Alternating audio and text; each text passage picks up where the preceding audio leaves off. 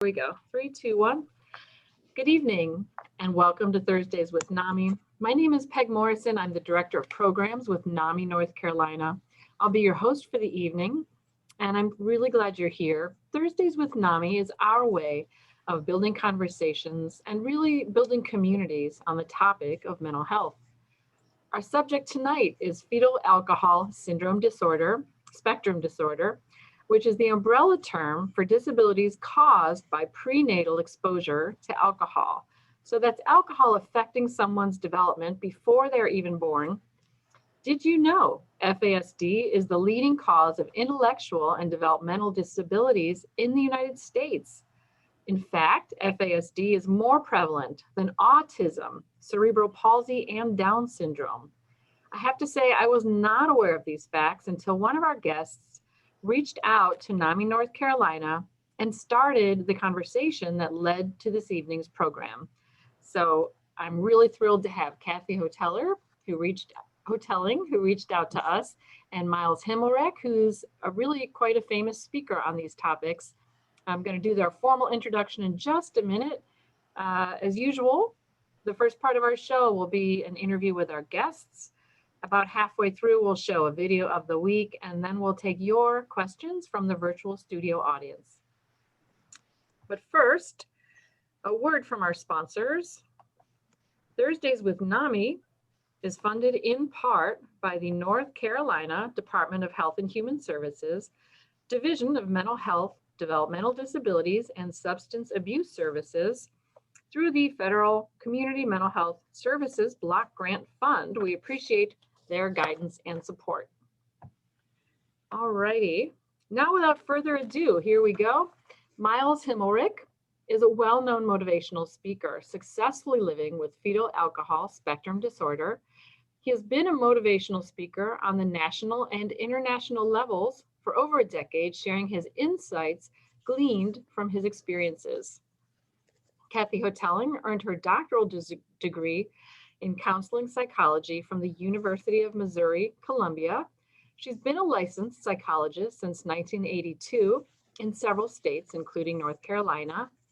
She's a co-founder and board chair of a nonprofit called North Carolina FASD Informed. So you've heard of trauma-informed care. This is FASD Informed, helping us learn more about this condition and making sure that we can respond in an appropriate and helpful way. So thanks to both of you for being here, for being change makers and having the courage to share your stories. Thanks for having us. And I'm so excited to be on stage with Miles, I just have to say.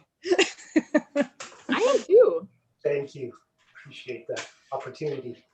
Yeah, well, I have to say with Thursdays with NAMI, we've had really good luck, or perhaps a talented searcher, finding speakers that really do well by the topics, and I'm glad to have you both here tonight. So we'll move on with our questions. I love to get the backstory of people because it seems like there's always a personal journey that brought you with us tonight to speak about the particular topic. So Miles and then Kathy, if you could tell us your stories in a nutshell. Story in a nutshell. So what I found over the years of sharing my personal story and my personal experiences are there's some things that seem to be similar from what I've gone through in my life and many other individuals with FASD. And that kind of transitioning from either home to home, foster care, whatever that is, and then the struggle in school, and then struggling with the social part, and then employment, and, so some of those things seem to be similar when it comes to FASD. For myself, I was in about 8 different foster homes before I was 2.5, and then I was adopted into a wonderful, amazing home. My parents adopted 11 other kids, all with varying disabilities, had 2 biological children, and they fostered over 70 kids over the years. And so we had a very busy but fun, exciting household. I went through school and there was little to no information about FASD at that time. And the information there was very misleading. It was, if you didn't look a certain way, then it was believed that even if you have FASD, it's not as, it won't affect you as much. So my experience is everyone took what I was going through as behavioral issues. So it wasn't about my learning, it wasn't about my memory, it wasn't about, struggling with concrete versus abstract, confabulation, all of those things that are actually associated with FASD. People just looked at what I was doing and thought, he's acting bad, it's a bad behavior, and then they jumped punishment. And that was constantly how it was. It was at home, I would be seen doing something, parents would assume it was bad behavior, and I'd get the punishment, whether that's grounded, sent to my room, whatever. At school, same thing. So I'd get suspended or detention. Even with people around me, they would see and think, oh, he's so weird and silly and immature. And that was the bad behavior they saw. And then the punishment was I was judged. And I was, people didn't want to be my friend. And so that in itself was a punishment. Because, well, if you didn't behave like that, then people would want to be your friend. Right? And then I moved into adulthood, where developmentally I wasn't ready, but I ended up leaving home and trying to get jobs, finding it was the same thing as school, where I really struggled with memory, processing speed, all of these things that I needed to be successful at work were really playing a big role in me not being successful, and again, not getting the supports that I needed, because now employers would see that I was late or that I didn't do the job properly or whatever it was, and then punishment was I was fired. So I did what many people do when you've grown up and it's been 17 to 20 odd years and you've never been accepted and you've never fit in or had friends. All of a sudden one day somebody offers to be my friend, and all I had to do for that relationship and for that friendship was show up with alcohol. And so I very quickly got into the world of addictions, because all of a sudden, not only did I have friends that accepted me, I wasn't alone, and it didn't matter if I could read or write. But of course, those friends ended up being the exact same people that took advantage of me, that would abuse me, neglect me. If I didn't have the drugs or alcohol, then I didn't really exist to them. Right? So it was still a very, very lonely process. It wasn't until I was in my later 20s when I started learning what FASD was. And so I always say that once I learned, understood, and became accepting of my FASD, that's when I learned, understood, and became accepting of myself. Because I could now go, oh my goodness, I'm not lazy. I have problems with time management. Oh my goodness, it's not that I don't care. I struggle with memory. Oh my goodness, it's not that I wasn't listening and being a bad kid. It was that my processing speed was causing me to struggle with responding. It was all of these things that I could look at and understand, oh, this is FASD, and then remove those labels. Because for years, I put labels on myself, people around me put labels on me, and it was always these negative labels. But once I could peel those away and start to understand that, oh my goodness, I do have something to offer, it was when I finally found my purpose, the things that I was good at, right? And when I surrounded myself with people that focused on that, rather than people focusing on what I couldn't do, they focused on what I could do. And that really helped me to be able to start to grow and have self-acceptance. I didn't need to rely on drugs and alcohol to be accepted, because I had other things that made me really who I was, right? And so it was really a long self-learning, and I still try to be very self-aware. I try to think, okay, so why am I struggling with this right now? What could be happening? What could be going on? And by doing that, it's allowed me the opportunity to now speak at many different conferences. I do online mentoring for other individuals throughout Canada and the States, one-on-one mentoring. And it's allowed me to find a way to connect with people and talk about FASD in a different way, by sharing what this is, what really is going on, which helps us move from the stigma and the shame and blame. And so that's kind of where I am today, is being able to be very self-aware, self-accepting, and always trying to be able to be ready to learn and then help others. Mm-hmm. Well, thank you so much for having such a good handle on your story and for sharing it. It's always amazing to me how powerful it is when your eyes are open to a condition. I'm someone who lives with mental health challenges, so I've been through that process myself of sort of having my eyes open to, okay, these challenges I've had, it's not just all my fault. It's not me being a bad person or not caring or not trying hard enough. It's whatever the diagnosis is, and then you can be more strength-based within yourself. So yeah, that resonates. Thank you so much. And Cappy.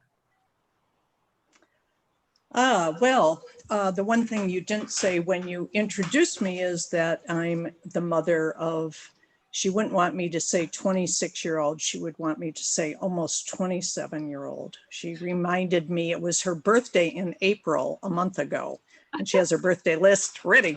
So I started on this journey 26 years ago this past August.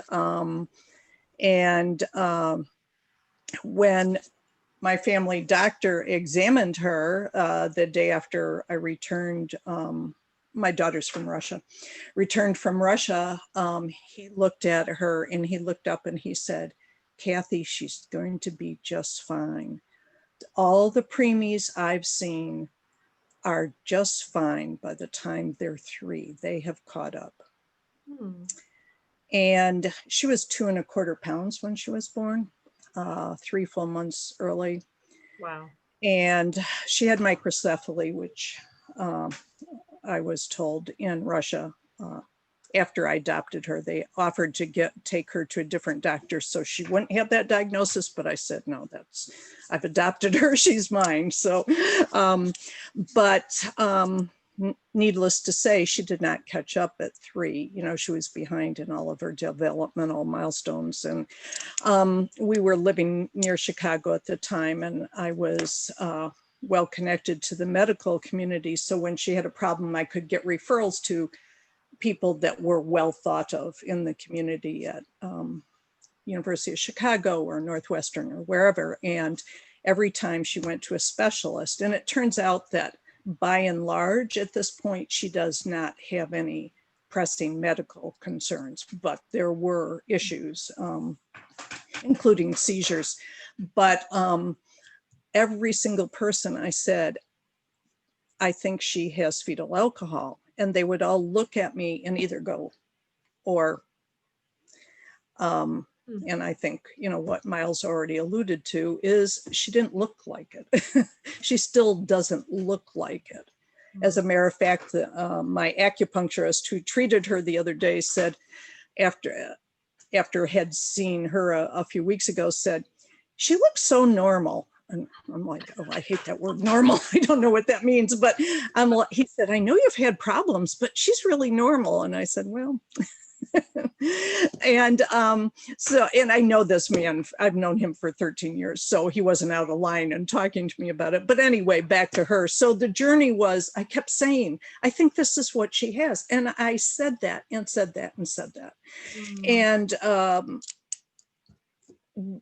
we had our 2 first childcare workers said to me independently, they were college students, and they said, I think maybe she has fetal alcohol. And when I think about it, here are these college students saying, I think she has fetal alcohol. And I'm going to all these hotshot physicians who are saying, oh, no.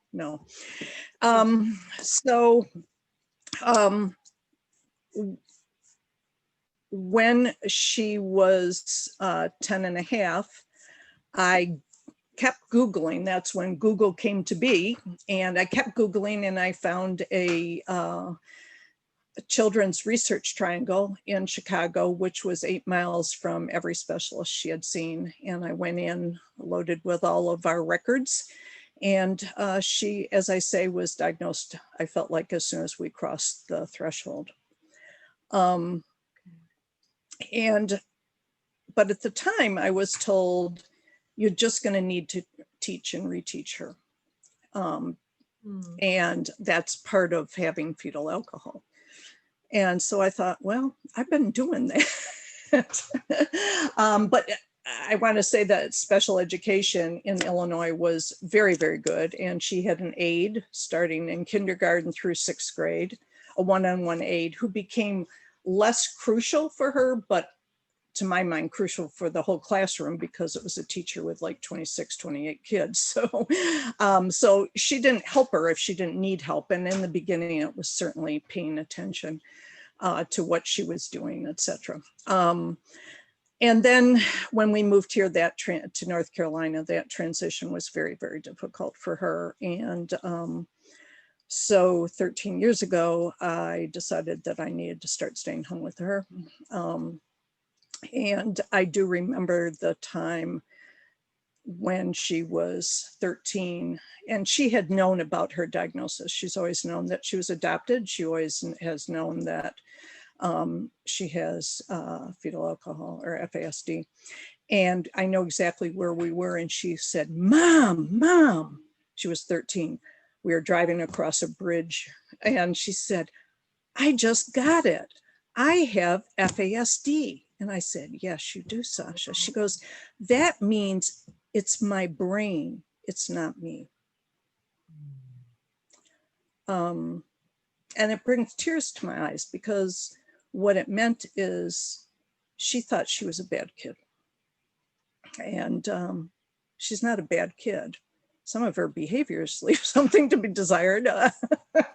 Although we've moved past a lot of those, but you know, and that was a turning point for me. And so then I started advocating more in the area of FASD. I was trained by Diane Melvin in Portland, Maine. I'll talk about that later. And then I started consulting with families. I started a support group here in the Triangle area of North Carolina 13 years ago, this January, for caregivers. And that has been going since then. Of course, we're doing it now virtually. And then I got talked into starting a nonprofit. Here I am. So. Well, I'm so glad.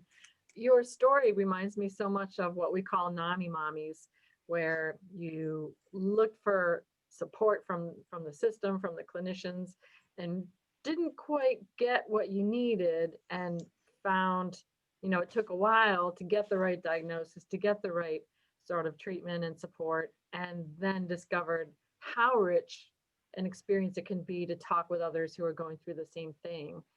So it's wonderful that you both of you really have taken a difficult journey and turned it into a blessing for so many people.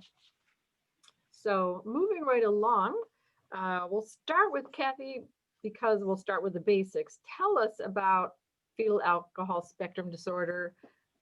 What does it look like? Well, Peggy, I think you did a really good introduction. It is a spectrum disorder. It represents, in the United States, I will say, it represents many different diagnoses that individuals are given that have been affected by alcohol in utero. In Canada, FASD is actually a diagnosis as of a couple of years ago. I don't know, time flies, but 3-4 years ago, maybe. And I think that the word spectrum is really important because it points to, you can't give a profile of what someone is, what someone looks like, ironically, that has been affected by alcohol, because everyone is unique.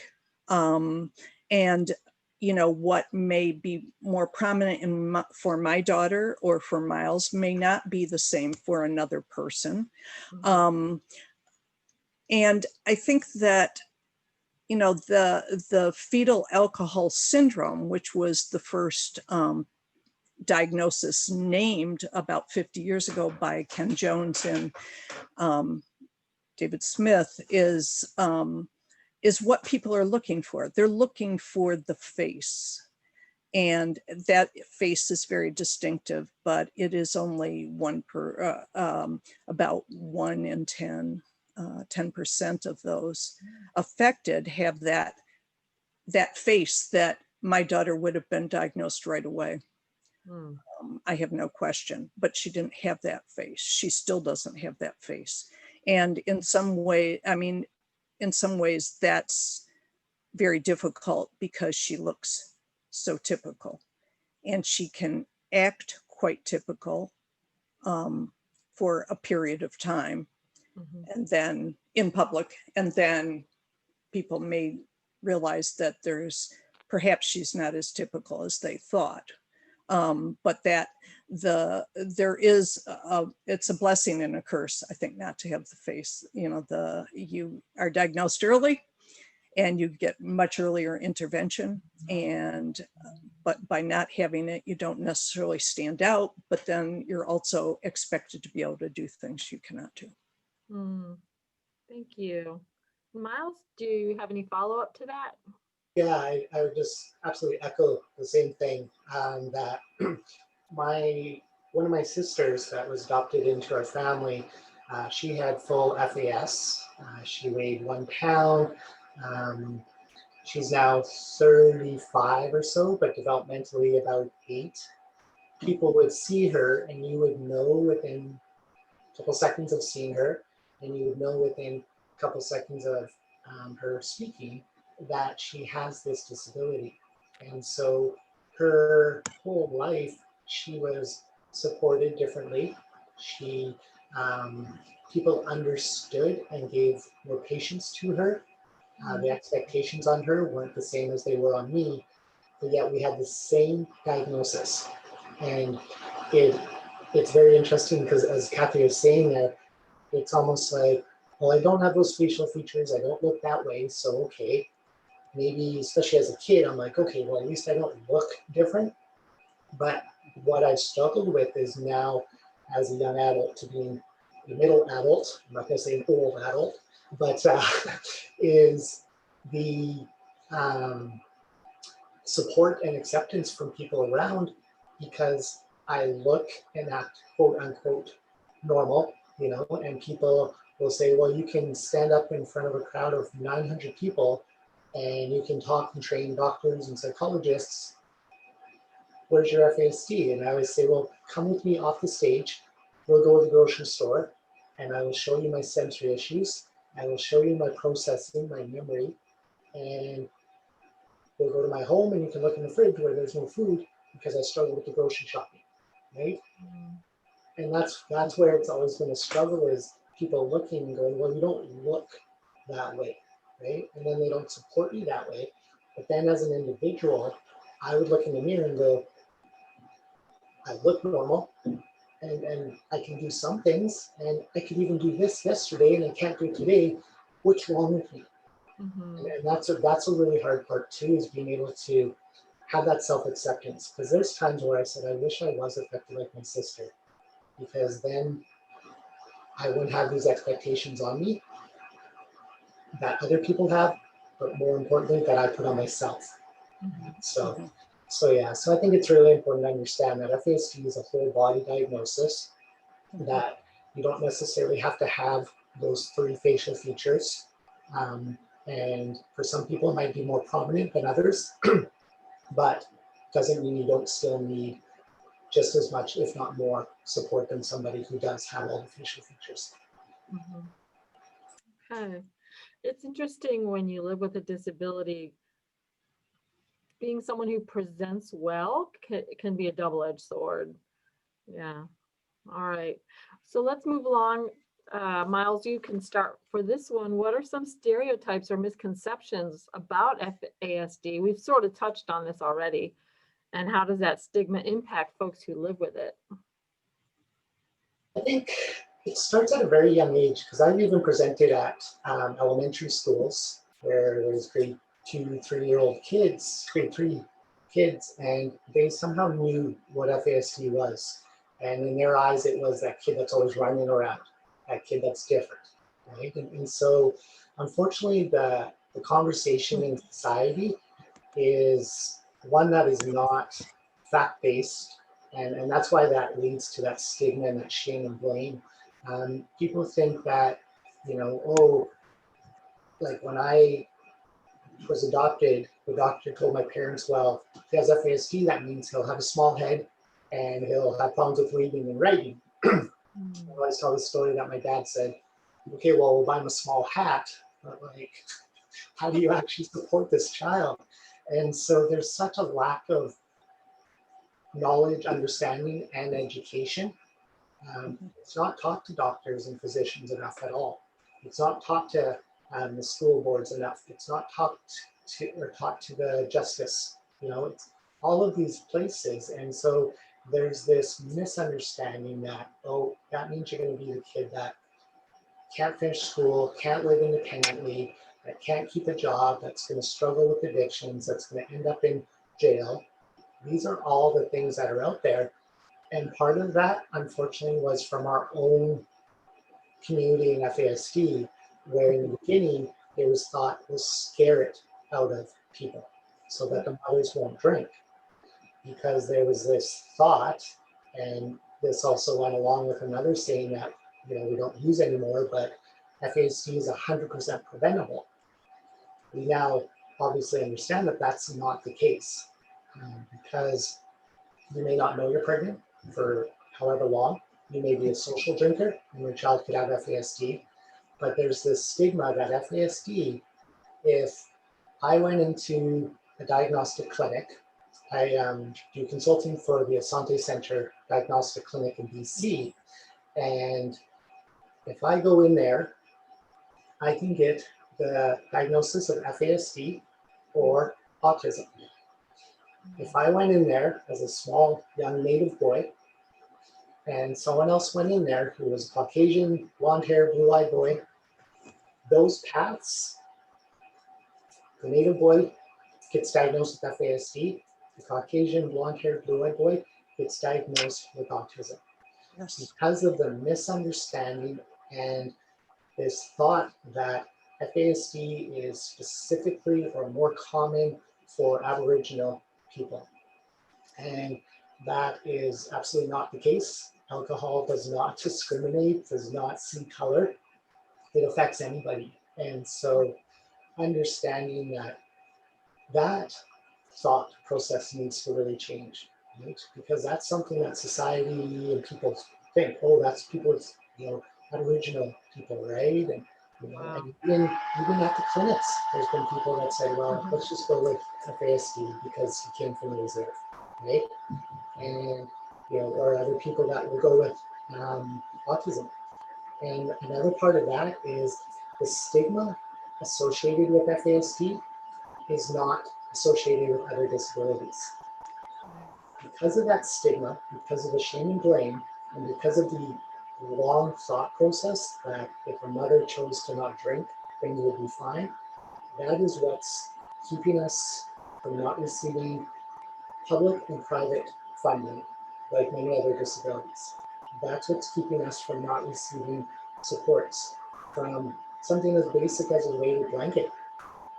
I wouldn't get that because of my diagnosis of FASD, but if I had the diagnosis of autism, that would be something offered to me in the many different supports that are offered to individuals with FASD. Right? So there's such a, sorry? Could you say that again? I didn't quite catch what was not being offered because of that. There's a So, buzz. yeah. There's a sound issue that we're having. Oh, yes. So there's, when you go in and get the diagnosis of autism, you'll be given a number of pages that have supports that are offered, that have ways to access funding. But when it comes to FASD, you don't get those supports and you don't get the same funding avenues. And that's a big part of that is because, again, the thought of, well, if the mother chose to not drink, we wouldn't have to be doing this, right? So why should we, as a community, support that, right? And so that's that misunderstanding that is even at the top level of our governments, right? And that's why that funding isn't there. And then that leads to, well, it's all behavior, and they are individuals who are going to suffer and are victims. And I'm sure, Kathy, you can speak to this too, that when you do Google on the internet, there's not always very nice things you're going to see or hear about FASD. So as an individual, if I want to learn more about myself, what's one of the things we always do is Google on the internet. And if all that comes up is, not going to be able to do this, person who stabbed somebody, there's an individual with FASD, school shooter had FASD, it's these negative things, right? And so if I look at that and I go, wow, that's me, I'm a victim who suffers, it can be really, really, really difficult to have that self-acceptance. And you're not going to want to go out and tell people, hey, I have this terrible thing that makes me a victim, right? Because you have that misinformation. Right? So. Yeah, that does sound demoralizing on a couple of levels. The negative description of the condition and the racism behind the diagnosis at times. Kathy, did you have a follow-up? Yeah, a couple of things. I want to say that Canada in general and British Columbia in particular, I think is light years ahead of probably all states except Alaska and Minnesota in terms of understanding of FASD. But so even that people would know that, well, now with the internet, they would know that, oh, school shooter, does he have fetal alcohol? You would see that on the internet. But, in the old days, when my daughter was young, when Miles was young, we didn't have as much access to that information. And so, there was no information, I think. I mean, I went to school for many, many years and I never knew about fetal alcohol spectrum disorder. I knew enough to ask about my own daughter, but I had never studied it as a psychologist. And that stigma, I think it also, the underlying issue also is having grown up, as I was telling you, Peg, before we started, next to an Indian reserve in Western New York, is the comment was always, oh, they're all alcoholics, all they do is drink, they don't have jobs, and they sit in front of their houses and drink and smoke. Well, we also gave them the worst land, and I won't get into my rant on that, but I think there's this belief that unless a mother is an alcoholic, she's not going to have a child with an FASD. And that is absolutely hands down not true. And the most offensive, I think, harmful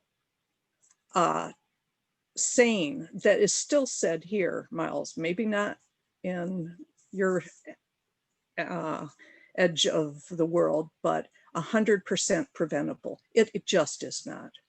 50% of women do not know that they're pregnant until 6-7 weeks. 50% of women are not trying to get pregnant that get pregnant. And so there's lots of opportunities for them to be drinking. And then you add on top of that, that we have physicians still in a highly, an area that has many institutions of higher learning that are known as in the triangle. There are physicians telling my younger friends, oh, you can have a glass of wine a night. And I'm like, and they know, because they know me, that that's not true. But, there is true. there is that belief that it's alcoholism that causes this. And that's not true. And the thing that he brought up about with autism, I've had people in my support group who have tried to get their children diagnoses of autism to go alongside, I guess, next to their FASD diagnosis, because they know they're going to get services easier, faster. And I say, well, you're going to get some services faster, but you need to know that often those services, such as ABA therapy, which does not really work for people with fetal alcohol, but it will get you Social Security, SSI, supplemental security income. Sasha's friends with autism got it in a week. Took me a year and a half and 3 levels of appeal before she was awarded SSI. So, you know, there is a real, part of it is people don't know what fetal alcohol is. So, but I can't, I agree completely what Miles has said about stigma and how that affects birth mothers and those with an FASD. But I also believe that 100% preventable is offensive. Right. That's very shaming and blaming. It is. Yeah. And thank you for pointing out the geographic differences. It was in our promo materials, but as a reminder, Miles is over there in beautiful British Columbia and Kathy is right here in the Triangle with us.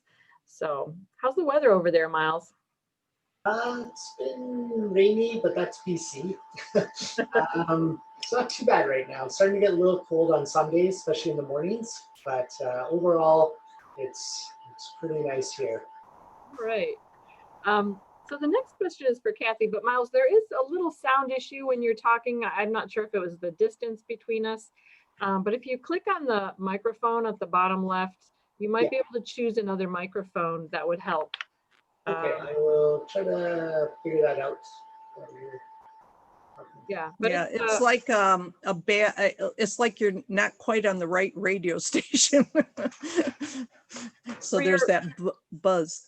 Or you're joining us from a submarine, perhaps, which could be the case. I don't know. Kathy, what approaches or therapies have you found to be most helpful to individuals who live with FASD? Not traditional therapy that I and most of the other social workers and psychologists would do, for sure. Talk therapy is not useful. My daughter loved talk therapy, but she did not really change. And when we got here and she went to therapy, she said, well, you know, I really don't want to change. So, and I'm not going to do this homework, so I'm not coming anymore. But she was right. It was a waste of time. Of course, most of the time she was in therapy, I didn't realize that she had fetal alcohol spectrum disorder. So, but I would say occupational therapy, physical therapy, speech and language therapy, the allied health kinds of assistance, developmental therapy, horseback riding, equine therapy.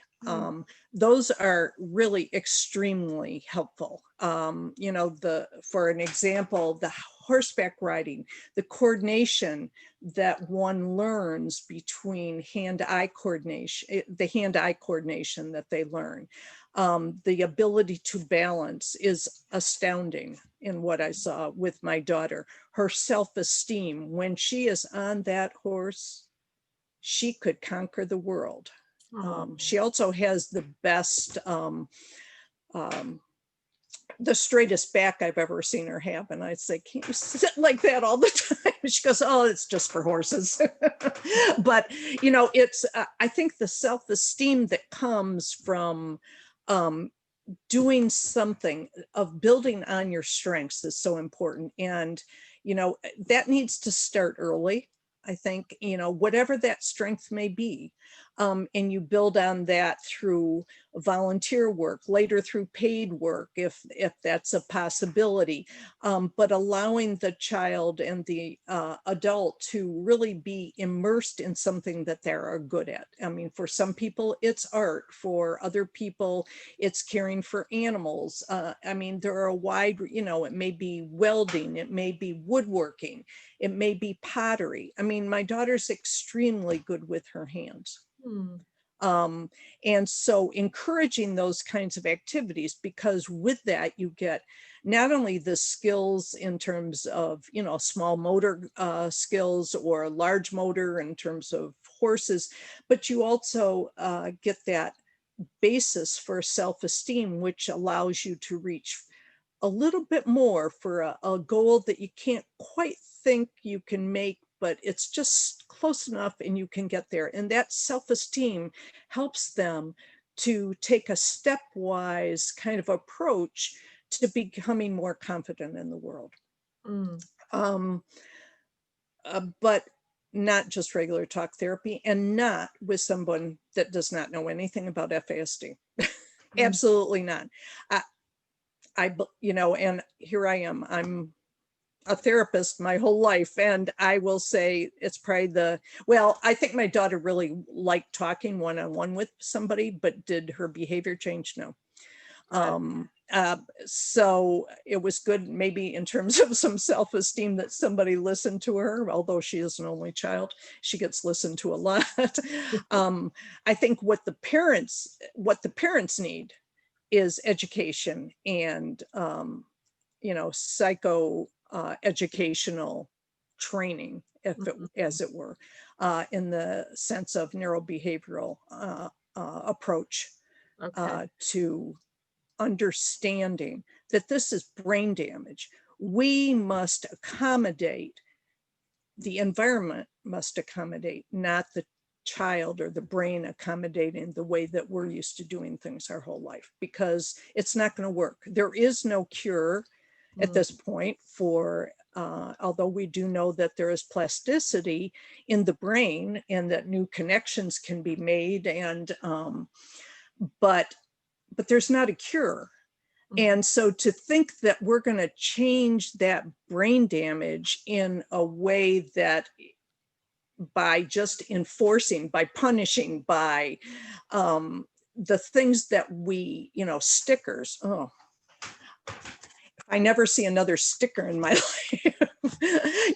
These rewards that we give children that don't mean anything to somebody with an FASD. It's kind of, my daughter had a big box of them, but she didn't know why she got the stickers. She just had a box of them and she liked them. So I think realizing that traditional therapy just is not the route, and it really is only going to get more frustrating. And ABA therapy is absolutely, in my opinion, from what I've seen, and my daughter has never had it, but I've had people with people that I've consulted with, their children have had ABA therapy, which is I'm blanking, I'm sorry, but it's used with autism, and it's based on cause and effect. So it's adaptive behavioral analysis. Anyway, all I can say is that's not the kind of therapy. And if someone, if you take your child to somebody who knows autism, it does not mean that they understand anything about fetal alcohol. And in fact, are probably doing something that is counterproductive. Okay. And Miles, what are your thoughts on helpful interventions? Sorry about the buzzing. I'm not sure what's going on, but hopefully it's Zoom live, that's fine. Too much. Yeah, the thing with counseling is it is very difficult, because we're talking about individuals with FASD, and one of the biggest struggles we can have is abstract and concrete thinking. So when we talk about going to a therapist or somebody and talking about feelings are abstract. What's love? What's anger? What's hate? What's joy? And then adding, if there's any memory issues, okay, so how do you think you felt when you were 3 and this happened, right? It's not that easy to talk about, right? And so talk therapy can be something that can be very difficult. Play therapy can help because again, that's that concrete hands-on type of learning and interaction. But yeah, there's definitely, I really believe it has to be a unique type of therapy offered for individuals with FASD because it's not as effective when it comes to just the talking and things like that. So, Okay. There are about 7 evidence-based interventions that are effective for young children with FASD, but many of those are in a certain locale where they were developed, but they are listed on our website, but those do exist and they can help. I want to say one other thing that I think parents can help with in terms of the literalness of understanding language and the way, you know, the things that are said in society, and we just assume everybody knows what they mean. Once I realized my daughter, she has an outstanding vocabulary and she uses them, the words contextually correct. But if I ask her what that word means, she has had no idea. So once I realized that, and I started saying, okay, you use this word, what does that mean? And she'd say, well, I don't know. And I'm like, how can that be? It doesn't really make sense to me. But I would explain what the word was. And, you know, it enabled her to have more comprehension to what was going on around her, not just using it correctly in a sentence. And I think that's also the case we have a lot of metaphors that we use. And, you know, oh, go jump in the lake doesn't really mean go jump in the lake, you know, but if you're literal, it means go jump in the lake. So you really, you know, I started teaching as metaphors would come up, I'd say, okay, do you understand that? And I do that teaching with her permission in front of other people. I don't really have to do it as much anymore, but I'd say, okay, you said this to the psychiatrist, for example, Sasha, do you know what that means? And she'd say, well, no, not really. And so we would work. And now she's being able to, in the last several years, she can start to figure out what some of these metaphors actually mean as opposed to their concrete and literalness. Interesting. A lot of moving parts there with FASD from what I'm getting. So I'd like to move on. We've buzzed through the first half of our program and you all have so much to share. I'd like to move on to our video of the week, and then we'll take questions from the members of our virtual studio audience. And so what I want to do is thank all the people who are helping out behind the scenes tonight. Our policy director and our PAD, Psychiatric Advanced Directive Specialist, Ashish George, who's helping out in the chat box. Thank you, Ashish. Our executive director, Gary Kreitz, who's always there helping us out. Fabulous intern, Eddie Simmons on tech support. And Eddie, if you could look for questions on Facebook Live, we're streaming for the first time tonight, woohoo, and type those in the Q&A box on Zoom so we don't miss those, that would be super helpful. And of course, thanks to our esteemed guests, Miles and Kathy, for spending your time with us today. All right, so now, sometimes we go with a lighter theme. Sometimes it matches the topic of the show. Tonight, I went with something light. I'm kind of excited about this video because it made me laugh. It's been a beautiful fall this year. The leaves have been lovely, the weather warm. With just over 2 weeks left before the official start of winter on December 22nd, I wanted you all to enjoy this treat, which is kind of a little tribute to fall.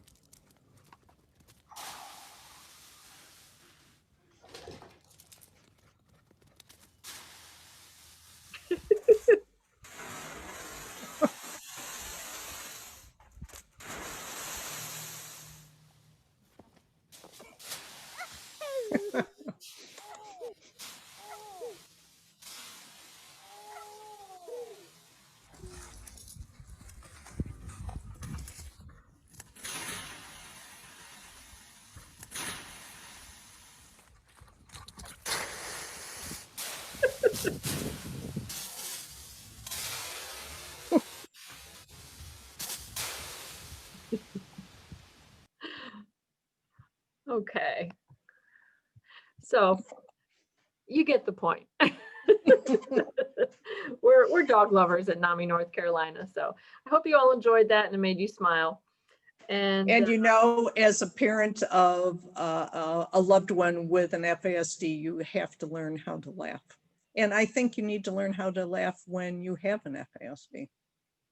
Because absolutely. there are things that happen, they're sad, but there are some that are just really funny. Like, you know, I asked my daughter to clean the sink and I said, "You didn't clean the sink?" She said, "Yes, I did.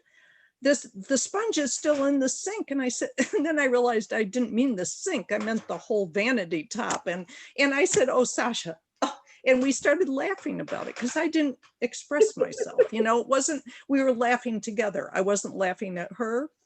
We were laughing together because there was a miscommunication there. So in my research for tonight, Miles, I watched a little bit of you telling your story, and you told a really funny story about a diagnosis that involves 3 letters, and you were trying to remember those 3 letters. Could you tell that story? Sure. I've heard this one. When I was in elementary school, I was working with the school counselor, and they could see that I had a learning disability, so they were supporting me with the reading and writing and things like that. And I was always looking for the answer of why am I struggling? Why can't I do things like the other kids? And so there's a point in time where I thought, if I could just say what it is that I have, then maybe everybody around me would go, oh, okay, and understand me, and it would change everything. I just really wanted that understanding to happen for everybody. So growing up, I had the diagnosis of FAS or FAE. And so I know my adoptive parents had told me as much as they could about that. And so when I was meeting with the school counselor, and she said, you know, we've been doing a lot of work together over the year. And what do you think is the biggest struggle for you? Why do you think you struggle so much with the reading and writing and things like that? And I thought, okay, if I can tell her these 3 letters that I have, then everyone will understand me better. And so I tried to think about what it was. And I remember thinking, my mom said the other day, I have these 3 letters. What were those 3 letters my mom said? And I was like, oh yeah, it's PMS. But the thing was, obviously, she had said FAE or FAS, but it didn't matter what those letters were, right? Because they were just letters. It was understanding what the diagnosis meant for me, right? And so looking past the letters, whatever those letters may be, and looking at the person. Yeah. Thank you. Thank you for humoring me.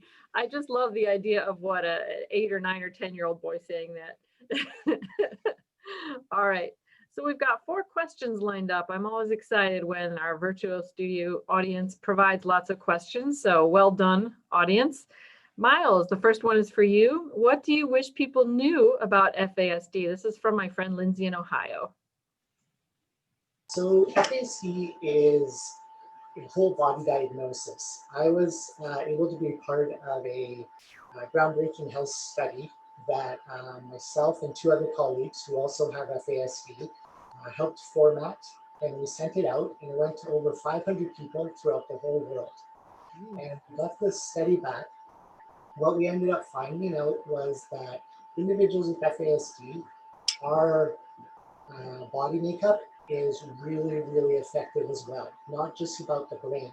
So what we ended up finding was things like early onset dementia, which is defined as when you're around 65 years of age. We had people reporting having early onset dementia in their 30s. We had chronic ear infections was 104 times higher for our population than general population. Things like women were going through premenopause or full menopause in their late teens, early 20s. So I myself, I have osteoarthritis, hip dysplasia, scoliosis, degenerative disc disease in my neck, many, many different health issues. I'm 42, but these health issues I've had since I was 12, 11 years old. But we don't look at an 11-year-old and go, maybe his knees hurt because he has osteoarthritis, right? we go, oh, it's just growing pains. So one of the things I think is really important to understand is that people, when they're supporting their loved one or the individual themselves, really need to find a doctor that will listen to them, that will look at these things, because the average age of people saying that they were experiencing these health issues was 27 and a half years of age.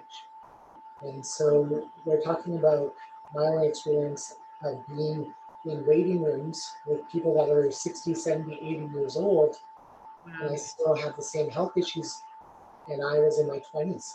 And so understanding we need to look at this as a whole body diagnosis, because obviously when the alcohol goes in, it doesn't just go to the fetus and go, excuse me, bones and muscles and joints, I'm just gonna work my way up to the brain. It's obviously affecting the development of those things.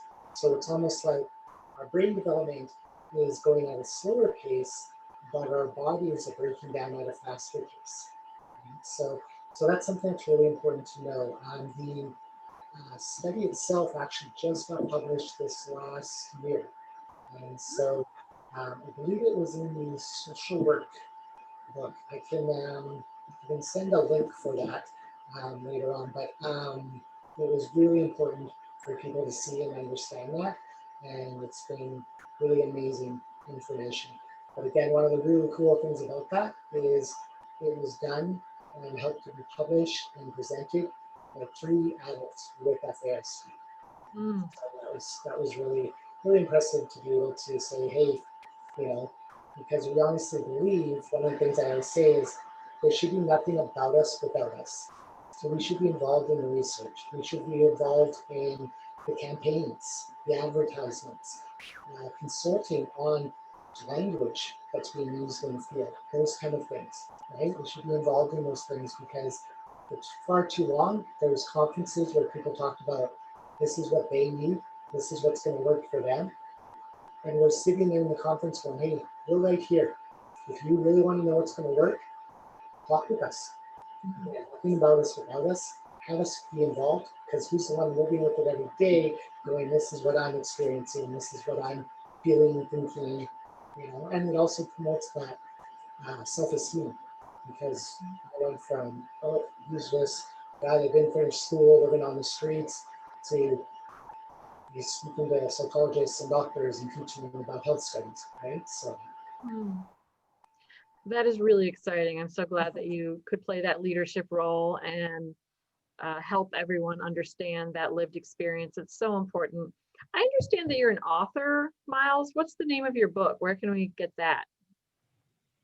So I've co-authored a few different books, but right now I'm just in the midst of starting to do a graphic novel for the justice to be presented in courts for people to understand about their FASD, so that we don't have such a high number of individuals with FASD in the justice system.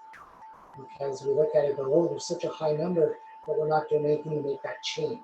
So the individual, by having this graphic novel, will be able to learn about FASD, relate to it, and there'll be parts in the graphic novel where they can kind of put in, oh, okay, that's, I didn't understand that there's memory issues or confabulation, those kind of things to help them learn about themselves. So we're doing that, and then after that, I'm hoping to do a graphic novel of my own life story. So, but to get a few of the write-ups and articles and stuff, you can get them off of my website, which Okay. see those posted in there. So I've got my YouTube videos on there and some other publications. Okay, well, thank you. And graphic novel, great way to reach young folks, which we're always trying to do, right? Kathy, did you have anything you'd like to share at this moment? There was something when he started. Oh, I know what I was going to say. I was there for that initial in Vancouver for the initial presentation, and I was blown away. And actually, my daughter was one of the research subjects, and she's just presented. She's just done another survey for you all. And that the terminology of nothing about us without us, really, when I was answering the question about what therapies or interventions are best, I was thinking that as I was saying it, that I was talking about it and Miles is with us and maybe he should have addressed that.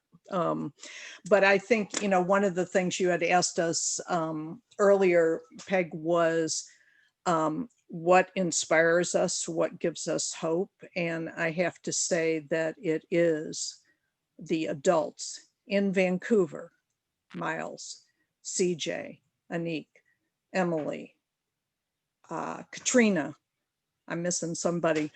I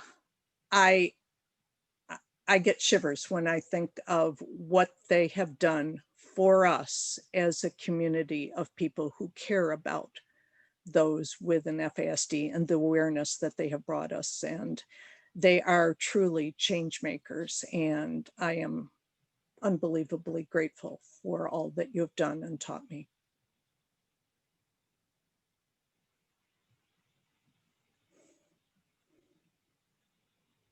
Were you talking, Miles? I'm not able to hear you. I think you're muted. I was just saying, Kathy, thank you. I appreciate that so much.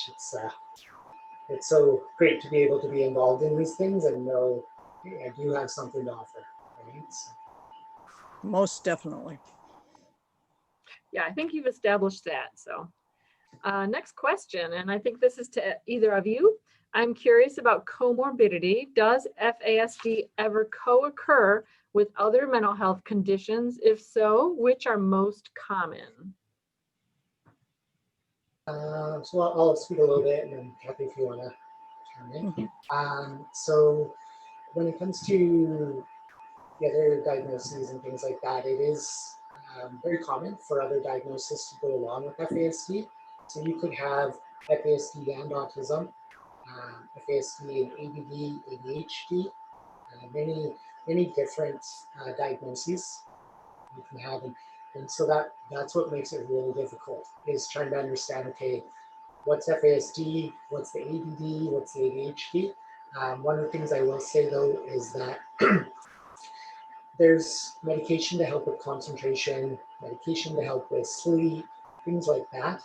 So some of those things can help when it comes to ADD or ADHD, OCD, but there's no medication for FASD specific. So that's really important to understand, because a lot of individuals have been over-medicated and wrongly medicated. We had a list of over 25 pages of medications people said that they were going, or that they were on, and submitted during the health survey. And so a number of them said they were on 5, 6, 7, 8 different medications. Wow. You can't be on that many medications and then not counterbalancing each other. So it's really important to know that. The other thing I just want to say quickly is that one of the things that we've had to do a kind of damage control on was that there was a article put out a few years ago, and actually stated in the beginning of the article, the average life expectancy of an individual with FASD was 34 years of age. Now, we had a conference, and Kathy, I believe you were there, and somebody had brought this out, and we had 40 or so individuals with FASD from all over the world there, meeting each other, becoming friends, and all of a sudden they heard, you're not going to live past 34. It was absolute pandemonium. The leadership committee had to do some damage control with that. But really important thing to know is that article, as in the news, if we know, when you go through the article, you'll read and get more information. The background on that was individuals that were unsupported, that were involved in addiction issues, many things like that. A lot of environmental factors went into that. So there's no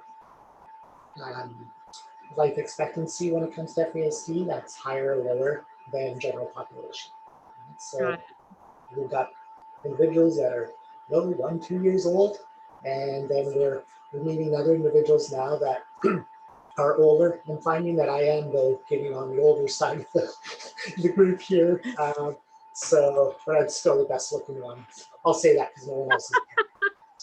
But And the wisest now. Kathy?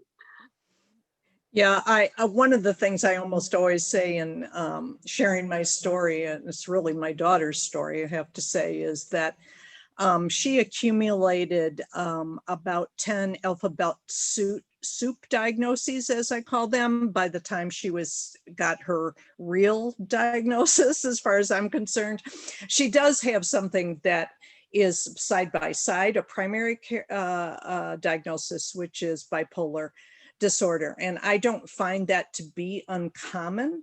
I'm not to say everybody who has FASD also has bipolar, but and a lot of the people that I work with, the families, that is not uncommon. But she had depression, RAD, OCD, ODD, you name it, she had it. And her first diagnosis, and this is almost always a giveaway, I think, is ADHD. And I said, to the psychiatrist, I said, I don't think this is traditional ADHD. He goes, and he gave her meds, and actually they worked for a while. And she knew it when she hadn't taken them. One day she called me at work and said, Mom, I don't think Dad gave me my medication. You should see how I'm acting. Well, she was right, but it's not typical. I mean, it's not pure, to my mind as a psychologist, it's not what I see as pure ADHD or pure all those other diagnoses. It's not, that is not the problem. Those are the behaviors. They are not the underlying cause. And when we start looking at the underlying cause and realize that it is brain damage, that brings some understanding. And many of those diagnoses, which are real, I mean, depression, anxiety, those are real, but those are secondary characteristics because individuals with an FASD have been shoved into around, they are a square, whatever that saying is, that I tried to teach my daughter. They're a square peg trying to go into a round hole, and it just doesn't work. And all of us have a normal, what I call normal defensive reactions to being in the wrong environment, of being in a bad fit, whether it be a relationship, a work environment, whatever. And when you think about this is so often constant, and that 90% of people with FASD are not diagnosed. It is appalling to me. And I still hear stories similar to myself this year of it took until my daughter was 10, my son was 15, my daughter's 17. I think maybe he needs to go be evaluated. And I'm like, we're still doing this to these beautiful people, and we know that early diagnosis leads to early, you get appropriate interventions and you have potential, better outcomes, life outcomes. Sure. Absolutely. Thank you. Yeah, it's there's always a whole picture to look at, and it seems like whatever the diagnosis is, there might be some symptoms that you identify with, but it doesn't mean that you're pigeonholed in that. And yeah, of course, the square peg in a round hole, that always that always stuck with me. Okay, so the next question, actually, we've got some accolades that I'm going to share. Our affiliate leader, Diane Cresanda in NAMI South Mountains. Kathy, I appreciate that all that you are sharing. Thank you. And Miles, you are remarkable. What words of encouragement you have shared to empower others that have been through living in the foster system and give them hope. So that is wonderful stuff. All right, so we've got some of these questions answered. Kathy, how is your daughter today? Next question, when and where do you have your support group for FASD? Well, it's tonight at 8 o'clock virtually, but tonight we're starting at 8:30 because I'm sitting right here on Zoom. Originally, I started it in the Triangle area, and we kind of moved around. Most recently, in terms of place, we were in Raleigh. I'm kind of wondering if we might stay virtual. I don't know, because even post-COVID. But we are also have been working on, NCFASD Informed has been working on starting support groups in other areas when people can again gather, because we know of people throughout the state who would like to be in connection, parents who would like to be in connection. I hope soon that we can get groups for individuals with FASD, but truthfully, I think here there are so few people accurately diagnosed, and they're, my daughter is the second oldest in represented in our group, and they go down to like age 2. And so getting a group together of individuals with FASD doesn't work so well. That's why I've always liked bringing her to Vancouver, or in the past MOFAS, which is now Proof Alliance in Minnesota, that there were other individuals that had her lived experience. Got it. Miles, would you like to add on to that? Are there support groups in your area? So I've had the opportunity to run mentoring groups for 12 or more years now. And one of the ones that we've done recently, I was able to adapt improv project. And so what I do is I teach FASD through improv. So we will say we're going to learn about processing. We would talk about what processing was and say it's getting the information, making sense of it, remembering it, and then delivering it later on. Then we would do a little image of it, and then we would do an improv where I would have the individuals holding a glass of water, and there's 4 of them, and they've got to go through this obstacle course. And some of them have to walk from point A to point B, while other ones have to go around the table, under a chair, all of this stuff. And each one gets a little more difficult. So by using that, that represents how it can be hard to get from point A to point B and still have all of your water, which represents the information, because it took longer to process and get through that obstacle course because you had more things in your way that you have to face. By doing these things and doing it through improv, I found that this is stuff that it normalizes FASD, it makes it okay to talk about, and it sticks with the individuals that we're supporting. And so it's been a good program. We're looking at actually kind of packaging it and to be able to share for other people to be able to run mentoring groups in their areas. So we're hoping to look at that starting in January. Wow. So this is Didn't can FASD, Canada FASD researchers in Alberta or Manitoba? I went to a program in Vancouver where they talked about improv. It was different than what you're talking about, but they have researched it, right? Yeah, so we actually coordinated, the program originally started with Michelle Stewart, Yes, from Saskatchewan. Saskatchewan. I knew I hadn't hit the right province. Sorry. With the improv toolkit, which they use for other things, and said, okay, would this work for FASD? And we ran through it. And she always tells the story where she looked at me and I said, nope, not going to work. But so we worked together to implement it so that it would work for individuals with FASD. So yeah, so the improv toolkit is nice. a great resource. And there is a locally evidence-based program here in the Triangle that both Sasha and I were consultants for, and it's basically mindfulness. And one of the interests was that was to try to help young teenagers avoid going down the route of alcohol and drugs, those who are affected by alcohol, and using mindfulness as a step in that, and what it would teach them, etc. So there are things out there that can be utilized, and the good thing about that is it's an app, you know, so it's you can get it online and you can use it. But I also think in terms of support, there are many FASD Facebook pages, and the Flying with Broken Wings is my personal favorite, because it was started by adults older, I think, than Miles in their late 40s, with an FASD. And it really is an amazing,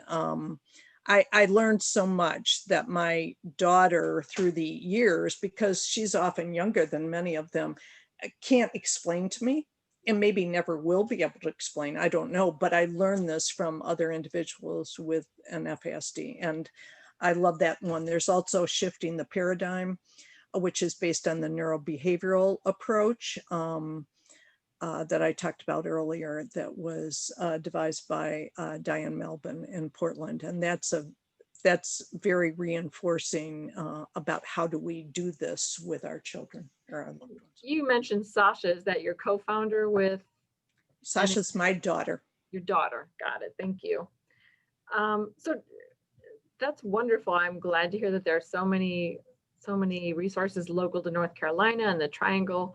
And so what were you saying was coming fresh in January, Miles? Is that something that's open to different geographies, or are you selfishly preserving that just for your area? I guess I'll let you guys have it too. No.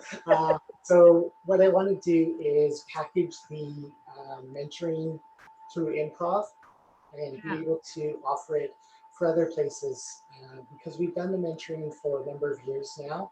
And what I found is it's very different than other groups, right? And it needs to be done differently. But we've been able to find the ways to make it work. And one of the ways we've had is myself and a friend of mine are the co-facilitators. Her name is Katrina Griffin, and she's part of the Adult Leadership Committee. And so it's always really good because, Kathy, I'm sure you've experienced this where maybe you'll tell Sasha 1 + 1 = 2, but when she comes to the Vancouver conference and one of us says, did you know 1 + 1 = 2? She'll come running back to you going, did you know that 1 + 1 = 2?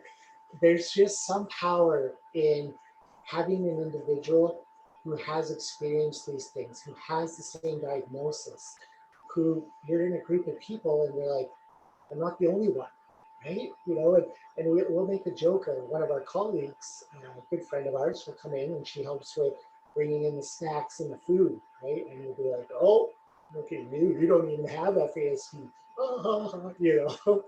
But it's just that camaraderie and that sense of, you know, belonging that is huge. So I want to be able to put together and be able to package it some way so people can have these kind of programs in their area. But again, bringing in the supports that it can be mentored by individuals with FASD. So yeah, so we're hoping to do that starting in January, as I'm trying to open my own non-for-profit organization. So That's exciting. All right. So virtual studio audience, you heard it here first. Very good. Okay. So Miles, next question. For physical issues of adults living with FASD, have you recommended any physical activity or suggested other therapeutic activities, exercises, etc.?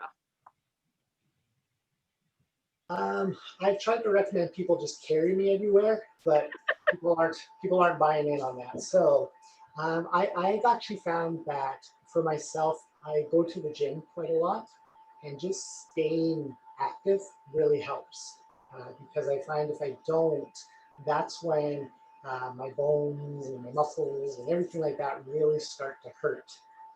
It's funny because at the Vancouver conference, we'll quite often have a little funny game called Crack Off, where you stand up and see how many parts of your body you can make crack.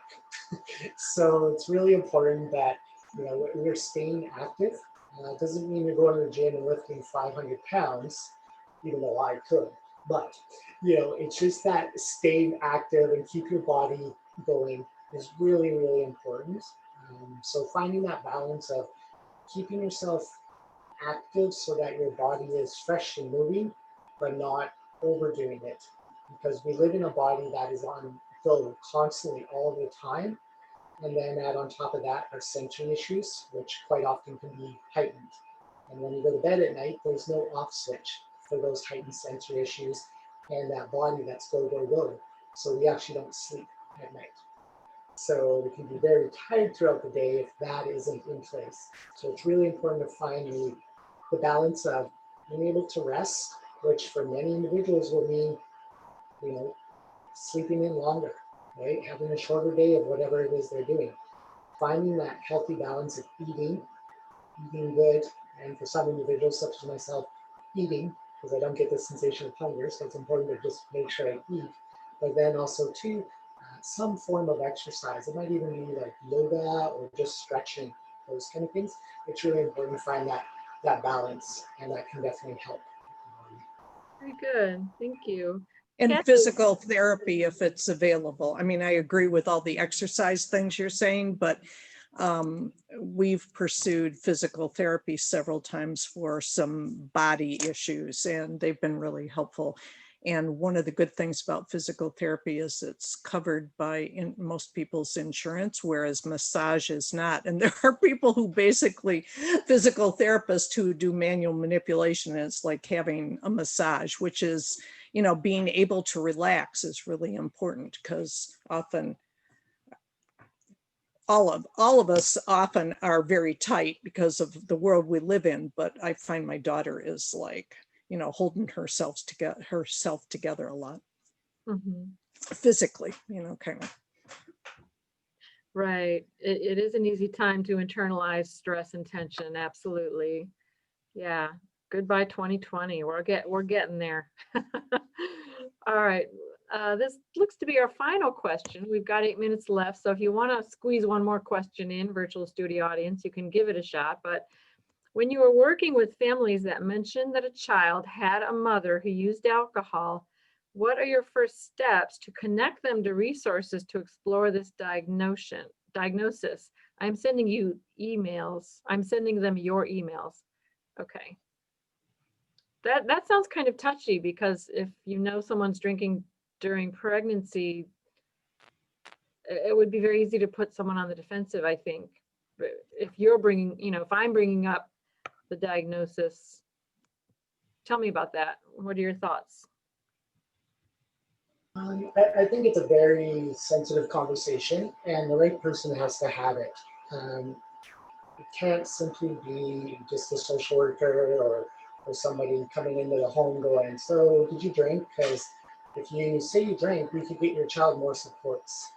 Because what you don't realize is that mother is sitting there seeing their child not fit in at school, not be able to do the schoolwork, all of these things, that internalization and that self-blame of, oh my goodness, maybe my child could read if I didn't drink. Maybe my child would have friends if I didn't drink. Right? So it's a very personal thing that the birth mother has to go through. Right? And so understanding that it's important to get the diagnosis so that it can bring in supports. But we can't live on just getting the diagnosis, because it's very expensive, it's very difficult to get, and at the end of it, it doesn't always give all the answers that we need, right? So we need to understand, how can we best support the individual, right? And so that conversation with the mother has to come from somebody that it's a safe conversation, that they're supported, right?